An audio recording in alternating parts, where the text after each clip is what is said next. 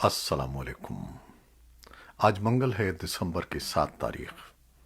پاکستان میں عصر شام کے 7، بھارت میں 7:30، اور یہاں ہماری اسٹوڈیوز کی گھڑیوں میں صبح کے 9 بج رہے ہیں۔ وائس آف امریکہ واشنگٹن کی اردو سروس سے میں ہوں خالد حمید، خبروں کے ایک بلیٹن کے ساتھ۔ بائیڈن انتظامیہ نے سن 2022 میں چین میں ہونے والے سرمائی اولمپکس کے سفارتی بائیکاٹ کا اعلان کر دیا ہے۔ وائٹ ہاؤس کی پریس سیکریٹری جین ساکی نے پیر کے روز نامہ نگاروں کو بتایا کہ صوبے سنکیانگ میں چین کی جاری نسل کشی اور انسانیت کے خلاف جرائم اور انسانی حقوق کی دیگر خلاف ورزیوں کی وجہ سے بائیڈن انتظامیہ سرمائی اولمپکس میں نمائندگی کے لیے کسی سفارتکار یا کسی عہدیدار کو نہیں بھیجے گی۔ سفارتی بائیکاٹ کے معنی یہ ہیں کہ کوئی امریکی عہدیدار چین میں سرمائی اولمپکس کی تقریبات میں شریک نہیں ہوگا، البتہ امریکی ایتھلیٹس کو اجازت ہوگی کہ وہ اولمپک مقابلوں میں حصہ لیں۔ جین ساکی نے کہا کہ ایتھلیٹس اور ٹیم یو ایس اے کو ہماری مکمل حمایت حاصل ہوگی اور ہم گھر بیٹھ کر ان کی حوصلہ افزائی کریں گے۔ امریکہ کے صدر جو بائیڈن نے گزشتہ ماہ کہا تھا کہ وہ چین میں انسانی حقوق کی خلاف ورزیوں کے باعث سرمائی اولمپکس کا بائیکاٹ کرنے کا ارادہ رکھتے ہیں، جن میں صوبے سنکیانگ میں یہ غور مسلمانوں کو حراست میں رکھنا اور ہانگ کانگ میں جمہوریت کے حامیوں کو کچلنے کی کارروائیاں شامل ہیں۔ چین نے امریکہ پر الزام عائد کیا ہے کہ وہ فروری سن 2022 میں بیجنگ میں ہونے والے سرمائی اولمپکس کا سفارتی بائیکاٹ کر کے اولمپکس کے جذبے کی خلاف ورزی کر رہا ہے۔ چینی وزارت خارجہ کے ترجمان ژاؤ جیلیان نے منگل کے روز بائیڈن انتظامیہ کے فیصلے پر بڑے پیمانے پر نکتہ چینی کی اور کہا کہ امریکہ کو کھیلوں کو سیاست کا رنگ نہیں دینا چاہیے۔ انہوں نے کہا کہ چین مضبوط جوابی کارروائی کرے گا، تاہم انہوں نے اس کی تفصیل نہیں بتائی۔ سرمائی اولمپکس اگلے برس فروری کی 4 سے 20 تاریخ کو چین کے دارالحکومت بیجنگ میں منعقد ہو رہے ہیں۔ امریکہ کے صدر جو بائیڈن رواں ہفتے جمہوریت پر 2 روزہ سربراہی اجلاس کی میزبانی کر رہے ہیں۔ جمعرات کو شروع ہونے والی ورچوئل کانفرنس میں پاکستان سمیت 100 سے زائد ممالک کو مدعو کیا گیا ہے۔ اسلام آباد میں ابھی تک یہ اعلان نہیں کیا ہے کہ اس کانفرنس میں پاکستان کی نمائندگی کون کرے گا، جبکہ چین اور روس کھل کر اس کانفرنس پر اپنی ناراضگی کا اظہار کر رہے ہیں۔ اس کانفرنس میں بیجنگ اور ماسکو کو مدعو نہیں کیا گیا ہے۔ تجزیہ کاروں کا کہنا ہے کہ چین کی مخالفت کے باوجود پاکستان کو کانفرنس میں شرکت کرنی چاہیے۔ ان کا کہنا ہے کہ جو بائیڈن کا پاکستان کو کانفرنس میں مدعو کرنا اس بات کا اعتراف ہے کہ پاکستان ایک جمہوری ملک ہے اور پاکستان کے چین کے ساتھ اسٹریٹجک شراکت داری کے باوجود امریکہ کے ساتھ ماضی میں اچھے تعلقات رہے ہیں۔ امریکہ کے صدر جو بائیڈن اور ان کے روسی ہم منصب ولادیمیر پوٹن کے درمیان آج منگل کے روز ملاقات ہو رہی ہے۔ اس ورچوئل میٹنگ میں دونوں لیڈروں کے درمیان کلیدی سوال جو تجزیہ کاروں کا بھی موضوع بنا ہوا ہے وہ یہ ہے کہ صدر پوٹن واقعی یوکرین پر سرحد پار سے حملہ کرنے والے ہیں یا وہ فوجوں کی تعداد بڑھا کر صرف صدر بائیڈن پر دباؤ بڑھا رہے ہیں تاکہ یہ ضمانت حاصل کر سکیں کہ یوکرین نیٹو کا رکن کبھی نہ بن سکے گا۔ اسی دوران صدر بائیڈن نے ٹیلی فون پر یورپی اتحادیوں سے، جن میں نیٹو کے رکن ممالک برطانیہ، فرانس، جرمنی اور اٹلی شامل ہیں، یوکرین کی سرحد پر روس کے فوجی اجتماع پر صلاح مشورے کیے ہیں۔ امریکی صدر یوکرین کی صورتحال پر پیغامات کے ذریعے رابطے اور روس پر ممکنہ اقتصادی پابندیوں پر غور کر رہے ہیں۔ اقوام متحدہ کی جنرل اسمبلی نے پیر کے روز طالبان اور میانمار کی جانب سے رکنیت کی درخواستوں پر مؤخر کیا گیا فیصلہ برقرار رکھا ہے۔ گزشتہ ہفتے جنرل اسمبلی کی کریڈینشل کمیٹی نے 193 رکنی ادارے میں طالبان اور میانمار کی فوجی ہنتا کی نمائندگی کی درخواستوں کی پرکھ کی کارروائی مؤخر کرنے کا فیصلہ کیا تھا۔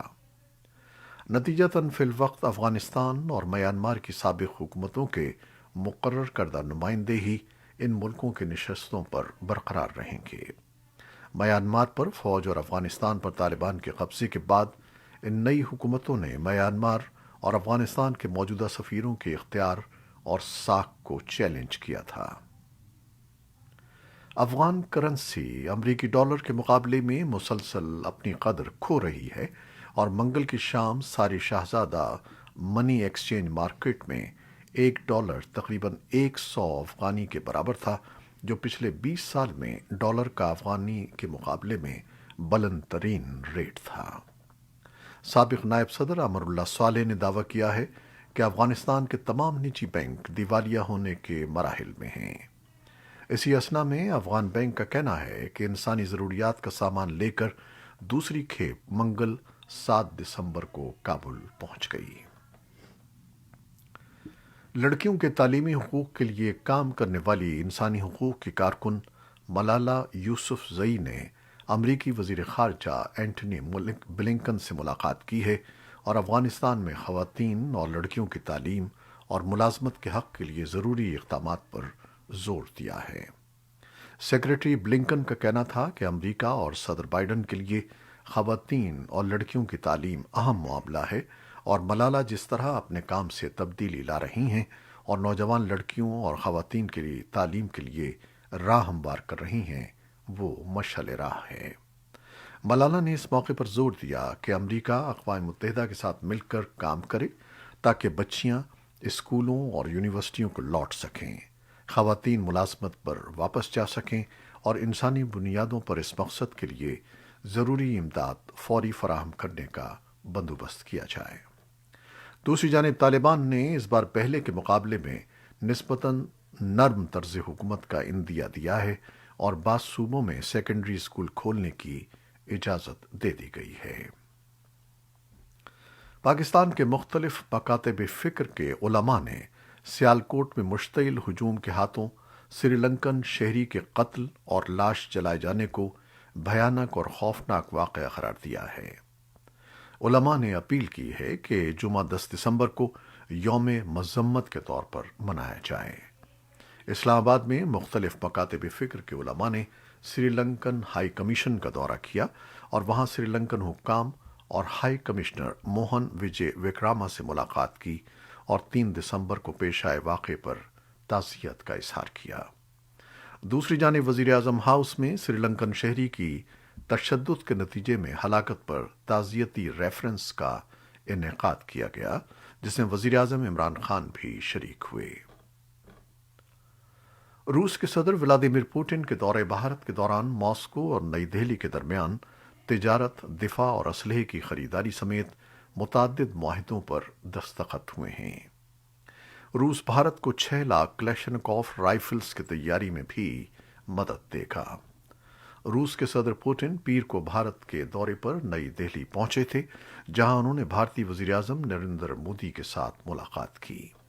दौरे के दौरान रूस के वज़ीर ख़ारजा और दिफा भी रूसी सदर के हमराह थे। पीर के रोज़ दोनों लीडरों ने अफ़गानिस्तान की सूरत हाल पर भी बात की और इस पर तशवीश का इजहार किया। सदर पुतिन ने कहा कि दहशतगर्दी के खिलाफ जंग दरअसल मुनशियात की नकल हमल और मुनज़्ज़म जराइम के खिलाफ भी जंग है। रूसी वज़ीर ख़ारजा सरगेई लेवरॉफ ने 2+2 मुज़ाकरात के बाद मीडिया से बात करते हुए कहा कि अमरीका की जानिब से मुखालफत के बावजूद भारत और रूस के दरमियान S-400 मिसाइल निज़ाम के सौदे पर अमल दरामद किया जा रहा है। ईरान के जौहरी मुआहदे पर बातचीत एक तवील अरसे तक ताख़ीर का शिकार रहने के बाद अब दोबारा शुरू हुई है, लेकिन इसमें मुश्किलात आड़े आ रही हैं।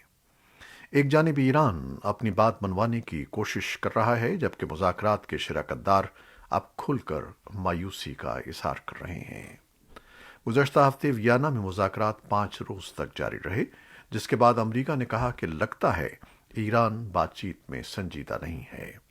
यूरोपीय सिफारतकारों ने ईरान पर इल्ज़ाम लगाया है कि वो अपने वादों से हटने की कोशिश कर रहा है।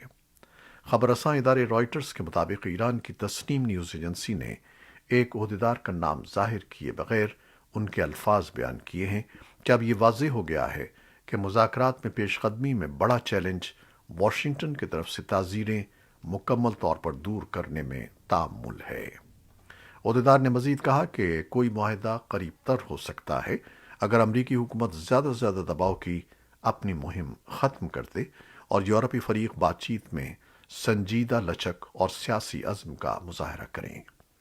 اس سے پہلے گزشتہ جمعے کو ایک کانفرنس میں امریکی وزیر خارجہ اینٹنی بلنکن نے کہا تھا کہ امریکہ ایران کو اس عمل کو طول نہیں دینے دے گا کہ وہ اپنے پروگرام کو بڑھانے کا سلسلہ جاری رکھے، اور یہ کہ اگر سفارتکاری ناکام ہو گئی تو امریکہ اپنے دیگر متبادل استعمال کرے گا۔ آکسفورڈ ایسٹرازینیکا ویکسین تیار کرنے والی ٹیم میں شامل ایک سائنسدان نے کہا ہے کہ مستقبل کی وبائی بیماریاں کووڈ 19 سے بھی زیادہ مہلک ہو سکتی ہیں۔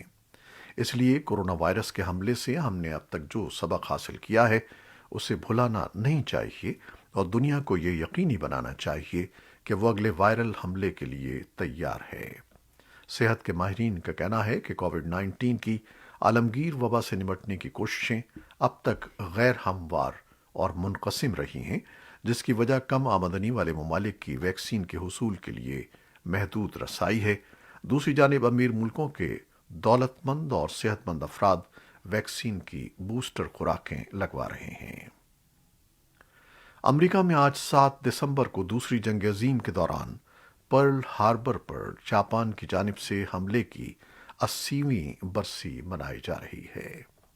برسی کی مناسبت سے منعقد ہونے والی تقریب میں 101 سالہ امریکی نیوی کے سابق اہلکار ڈیوڈ رسل بھی شرکت کر رہے ہیں۔ یاد رہے کہ 7 دسمبر سن 1941 کو صبح 7:55 پر جاپان کی جانب سے امریکی ریاست ہوائی میں پرل ہاربر کے نیوی اڈے پر یو ایس پیسیفک فلیٹ پر حملہ کیا گیا تھا۔ حملے کے نتیجے میں 2400 نیوی اہلکار اور سویلین مارے گئے تھے، جبکہ 1000 سے زائد زخمی بھی ہوئے تھے۔ حملے میں 2 گھنٹے سے بھی کم دورانیے میں 20 بحری جہاز اور 300 سے زائد ہوائی جہاز تباہ ہو گئے تھے۔ یہ تھیں وہ خبریں جو فیس بک لائیو پر ہم نے آپ کے لیے پیش کی۔ ہماری ویب سائٹ، یوٹیوب اور پوڈ کاسٹ پر یہ بلیٹن آپ کے لیے پوسٹ کر دیا جاتا ہے۔ ہمارے اس بلیٹن کو شیئر کرنا نہ بھولیے گا۔ خالد حمید اب اجازت چاہتا ہے۔ اللہ حافظ۔